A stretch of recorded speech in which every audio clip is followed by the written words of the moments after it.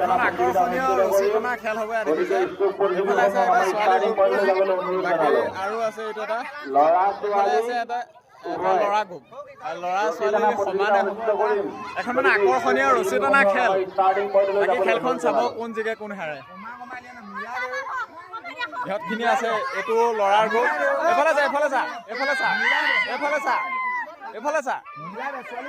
এইটো ল'ৰাৰ গ্ৰুপ আৰু এইটো আছে ছোৱালী গ্ৰুপ